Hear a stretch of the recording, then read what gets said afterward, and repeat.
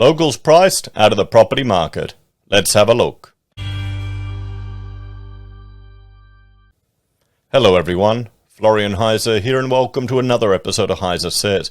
Grab your stein of coffee and let's have a look at an article highlighting the fact that locals are getting priced out of the property market, particularly in the regions here in Australia. As a lot of people, well, want a bit more living room, a bit more yard around them, a bit more freedom, and are looking at a green or a sea change. Now, this is something we've been discussing repeatedly on the channel, just that, well, the regions seem to be booming at the moment. And before we get into that, I want to draw your attention to the sponsor of today's video, our Twitch channel. And the topic that we were going to discuss tonight, but has been moved to next Monday, we've got two shows, one on Monday evening and one on Friday evening, is going back to school, where Rachel and I will discuss and take your questions about homeschooling, distance education, and day schooling. Particularly now that we've sent one of our children to try out day school for a term, and what we liked and didn't like about it. Unfortunately, we can't do it tonight because we've had some issues. Go on to the community tab and you can see why Rachel is exhausted at the moment, but we'll look at that one next week. Check it out if you haven't seen our Twitch yet. Now, let's start by looking at the asking prices. Here we have the capital city average. You can see there we're sitting over $1 million. Just under a tad, $1,950,000 for a 3-bedroom, and units are staying rather flat, haven't quite gone over 600,000. Now, when we look at the national prices, that includes the regions, we can see houses are creeping right up, almost at 691,000. 3-bedders, just a tad over 600,000, everyone. This is at weekly average asking prices. 600,000 is the average. You've got units at 444 and all units, including the little ones, at 423. You may get a regional unit for 400,000. I'm sure there are going to be some people trying their luck with that. Now, the regions are in trouble. We've looked at that recently from the Tweed Shire when they were talking about their housing emergency, everyone. Housing emergency declared in Tweed. Council has declared a housing emergency in the Tweed due to a lack of availability and affordability. Now, here's the thing. They've identified this as an issue for some time. What's the council done about it? Where have they made it easier to encourage development, to reduce the headwork fees and charges and costs that are associated with these properties? What about reducing rates so there's less of a burden on people renting out properties?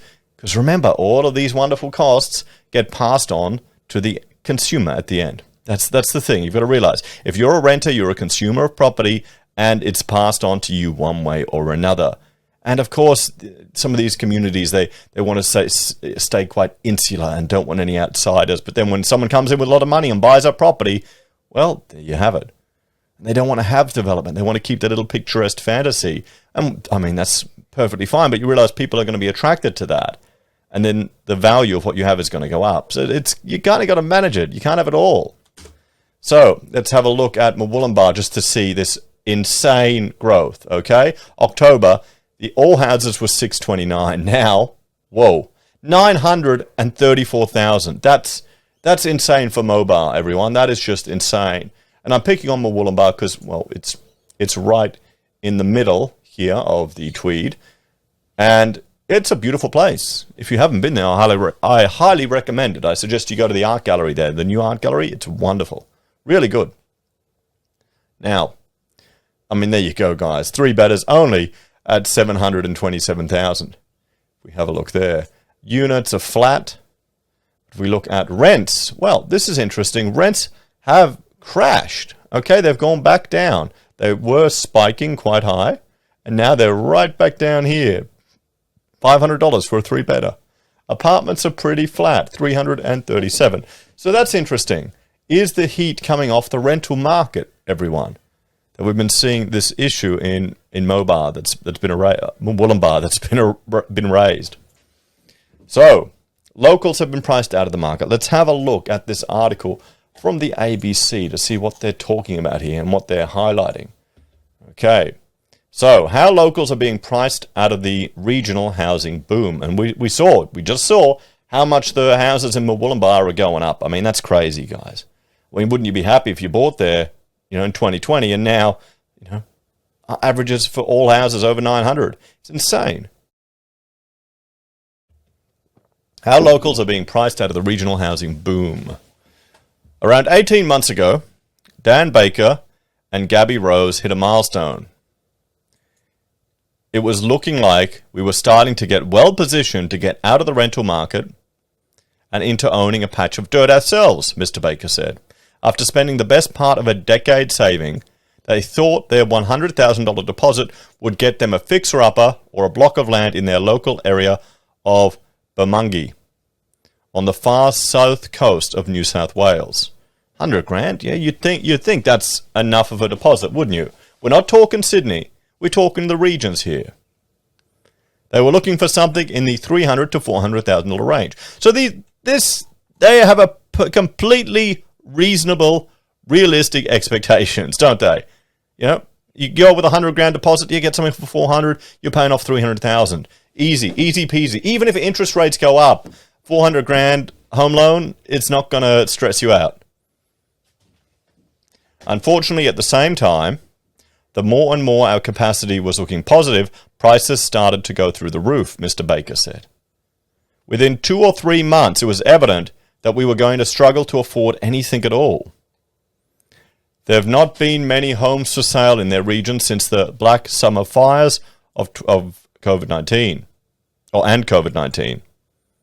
According to CoreLogic data, house prices in the Bega Valley went up almost 22% last financial year to a median of 647,000. Now remember, median is slightly different to the average. It's right boom where you've got 50% one side, 50% of the other side with regards to the number. Clearly these prices down here aren't big numbers for those living in the city. Well, 650 grand is still decent. It's decent coin. It's a lot of money. But for a regional family making do with regional incomes, we have to work a lot harder, a lot longer, and deal with less down here, Mr. Baker said. Yeah, but you get so much more. Everyone thinks they've got it the hardest. But there are advantages living everywhere. In the city, you've got access to facilities, you've got access to technology, there's opportunities, there's other businesses, there's networking. In the regions, you've got, fresh air. You've got a lovely climate, usually less hustle and bustle. And, you can just open your window and usually relax. Maybe I'm just fantasizing about moving to the regions, perhaps. It certainly feels like we're being priced out of the local area. This is gentrification. That's the thing. So here's another story. Thought we would have found something by now. Now, this one's interesting. This one is interesting because this couple, they're looking in Launceston. Now, Lonnie is smack bang in the middle of Tasmania. I worked for an architectural practice that was actually based in Launceston. And I remember we went down there for a network team thing or something with the business. And I was shocked. I was jealous. I was really jealous. And this is, probably a decade ago, at how cheap the houses were in Launceston. Insane compared to what I was used to in Brisbane. Just insane. Anyway, back to this. CoreLogic data shows home values in regional Australia rose 17.7% in the year to June 30 compared to 12.5% in the capital cities. Regional New South Wales and regional Tasmania saw the biggest median price rise, growing 21.1% and 20.8% respectively. Maria Yanotti is an applied economist from the University of Tasmania who has been researching regional housing markets during COVID. She said low interest rates and government stimulus had kept the housing market ticking over, but the pandemic and lockdowns had also changed demand. More people can work from home and many more want space. A lot of these regional housing markets were under stress before COVID-19, the doctor said. Obviously, this has been exacerbated with COVID-19, with people seeking those areas getting away from the capital cities, not only because of COVID and changes in preferences, but because those markets tend to be more affordable than the capital cities. We're going there because it's cheaper. And also, working remote is now feasible. People could work remote. And, if you're doing most of your work in an office, you only need a place where you meet clients. You need to go out to their site or the office. It's not really you could really do that anywhere, to be honest. Particularly with architecture, you could do that anywhere. I could do it anywhere and then just drive to the site, which is essentially what I do. I do it from my house. Also, people are just staying in the regions where they grew up. Ray Young is one of those who would like to buy in his local area rather than move. He was born and raised in Launceston, Tasmania, and now works as a teacher and celebrant in the area. He and his fiancée, Charlotte Boatwright, a speech pathologist, have been looking for a house in Launceston since May last year. I thought we would have found something by now, Mr. Young said. It just keeps rising. The prices become higher and higher for the properties, and we're kind of looking for, and everyone in our age bracket seems to be looking as well. It's pretty competitive. House prices in the northeast of Tasmania have risen 28% in a year. The couple has also put a few unsuccessful offers and broadened their search to include almost every suburb in Launceston and blocks of land. So yeah, I mean, that's just part of the process, guys. You'll find one eventually. So very hard to get a place to rent. Mr. Young and Miss Boatwright feel lucky because they are in a secure rental situation. But regional rent prices have also grown by a higher percentage than capital city rents over the past year, and vacancy rates have been very low. We're seeing vacancy rates below 2 or even 1.5%, so it's very hard to get a place to rent. Adele Graham has been renting on the New South Wales Central Coast for 13 years. The financial counsellor and her 3 children have moved out of their home in Gosford, New South Wales last year when their landlord hit financial stress. Miss Graham struggled to find anything in her budget. There just wasn't really anything big enough, she said. But the couple of properties that I did and are about were way out of our price range. She eventually found a rental half an hour away, but it is $100 more per week, and the house only has 3 bedrooms for the family of 4. Okay. I have a family of, my 5 children, my wife and I, and we've got my sister-in-law and Rachel's sister living with us. So how big is that? Family of 8 living in a 3-bedroom place. You make do. There were times when I was struggling to sleep at night. We were really lucky to get anything at all. Miss Graham works a 9-day fortnight, and even with the recent increase in Commonwealth rent assistance, she spends almost half her weekly income on rent and water. Well, what you do is you go and get a 2-bedroom place that's cheaper, and you stick all the kids in one room with bunk beds. That's how you do it. That's how you save money. Is that to me, that seems perfectly fine and a reasonable solution, and it's what we're doing. Is that unreasonable, everyone? Is that just not acceptable now to Australians? Have we become so accustomed to everyone having their own room, being able to this is a one person household? That's a luxury anymore. You can't really have that these days, guys. This is the problem. You now need 2 people working to maintain a household more and more. But is that just a misalignment of expectations? Let me know in the comments if I'm out of touch. Because I remember growing up, there was another family across the street with a lot of kids. They had 4 kids, and they had a 3-bedroom house. They had the boys' room and the girls' room. That was normal. I was the odd one out because I was the only child. You tell me, guys. Am I old-fashioned? She said she was worried some of the people she saw seeking financial counselling. There are families up on the coast that are homeless at the moment because there's not enough properties, or there aren't properties that are within their affordability. Dr. Yanotti said regional areas often have more narrow employment opportunities, lower wages, and more socioeconomic disadvantage than capital cities. There's been a fair bit of discussion about how this pandemic has exacerbated inequality and the differences between those that have more and those that have less, she said. Well, it is the K-shaped economic return, and it's just going to keep going, guys. So a preoccupation with buying is completely flawed. This is interesting. Is this the you will own nothing and be happy, just rent everything for your whole life? Everyone wants to buy because you want stability. You don't want idiots coming and inspecting your house. You don't want landlords rocking up. You want to buy and own. So Michelle Adar, chair of the Community Housing Industry Association New South Wales, said regional Australia had a serious lack of affordable housing supply. We are now seeing professional people who have never in their lives imagined they would have housing insecurity simply not able to rent, let alone buy. The most recent federal budget included an extra 10,000 new home guarantees for first home owners to build or buy a new home with a 5% deposit, and 10,000 guarantees for single parents to buy with a 2% deposit. There were also superannuation incentives to help younger Australians entering the property market and older Australians to downsize. In a statement, the Minister for Housing, Homelessness, Social and Community Housing, Michael Sukkar, said those schemes were helping Australians overcome the hurdle of saving a deposit. Almost 30,000 Australian Australian home buyers have already purchased a home with a deposit as little as 5%, with more than a third choosing to buy their first home in a regional area. Ms. Adar said the preoccupation of buying is completely flawed. It's actually one of the reasons that we have completely broken housing system, she said. And it's probably artificially fueling the market and creating instability. Well, I would suggest it's also leading to the decline in economic complexity in our nation as everyone just dives into housing.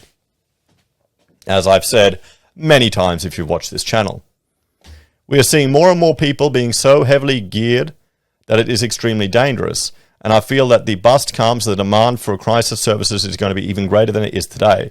Well, here's the thing, is there going to be a bust? We've seen how much government intervention. Someone suggested on Twitter, I need to make mortgage keeper shirts made up. Maybe I will. I'll do a design for them and get them out there. Because here's the thing, what will the government do to keep people in their homes? There'll be demand for it. There'll be demand. It'll win elections, you know. Mortgage keeper could win elections. The home builder scheme outperformed in the regions, and I'll just bring up this chart here. We can see, everyone, the number of home builder applicants in March of this year. Look at tens of thousands in most states. I think you had about 2,000 in ACT, not that many in NT, couple of or 3,000 over in Tassie, but the rest decent numbers. When particularly if you look at building approvals. This is normal monthly building approvals. It's just taking an edge off, still over 12,500. But if we bring up this home builder one, you can see here, 26 for Queensland. That's 2 months of building approvals there just from home builder. And those building approvals were for the entire country. Okay, so home builder, you've got 2 months. 2 months of home builder is equal to 2 months of the entire country just in Queensland. And we wonder why it's so bloody red hot right now, why it's taking so long to get quotes from anyone. The federal home builder scheme was aimed at stimulating the construction industry and the economy, and it's been successful. It has. It's not about, they don't give a crap about, someone getting an extension to their house. They want to get people in homes, because then you have the wealth effect with property prices going up, and they want to keep people employed and working. The only problem is, whenever the government intervenes like this, it overheats the market. So the free money that you're getting gets evaporated because costs go up. Mr. Sukkar said the home builder scheme had outperformed in regional areas where 50,000 new dwellings were approved in the past 12 months. The significant increase in new housing supply in regional areas thanks to home builder will help manage demand pressures, he said. But the scheme is for owner-occupiers, and Ms. Adar said it was unlikely to create the kind of targeted affordable housing needed in regional Australia. Well, here's the thing. Here's the argument I'll put for you. That's not the issue of federal government. That's the issue of local councils. They need to make it cheaper. If you've got a property and you just want to, you divide it up, get another block there so you can sell it, so someone can build a house on it, that's affordable. But the problem is, to even do that, you're probably facing headworks charges that are astronomical. All these made-up costs. It's the councils that really have a big impact on housing. Mr. Dar said all levels of government could free up land for affordable housing. Yes. We have to embrace the fact that we have a safe, secure, Now, this is interesting. We have to embrace the fact that having a safe, secure, affordable home is a human right, Ms. Adar said. Now, I don't agree with that. I do not agree that having a safe, secure, affordable home is a human right. No. Because, when you're saying rights, then that screams of entitlement. No one's entitled to a safe, secure, and affordable home. You have to work for it. I would suggest that as a nation, it should be an aspiration that everyone should have the right to get a safe, secure, and affordable home. The opportunity should be there. Impediments to you getting a home, like rampant taxation through your day-to-day life, we're one of the most taxed in the country, local councils putting restrictions on land, on construction, legislation making it more and more costly to build houses. So it gets to the point where it's not cost effective to build a tiny two-bedder to get people started. All of these things are stepping in the way. Often the legislation that people are hoping will solve the problem end up exacerbating the problems. Even all the Green Star energy rating stuff for houses. Like here, you've got Energy Star rating for houses. That adds costs. Everything adds costs. $1,000 here, $1,000 there, $500 there. It all adds up on a house in the end, guys. There's your deposit going on needless, woke garbage. So that's my issue. I would say it's not a right. It should be an aspiration that it should be accessible to everyone in our civilization. That should be the goal. Then maybe we should argue that the RBA needs to look at that as one of their key measures. But we'll see. You can't win as many votes if you're running that angle than if you're handing out free money. That's the problem.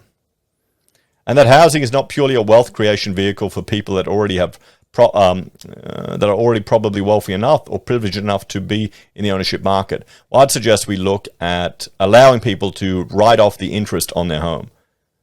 Before you pay taxes, you have, if you're saying it's a right, it's not about the government building houses, because no one wants to live, you don't want to live in social housing.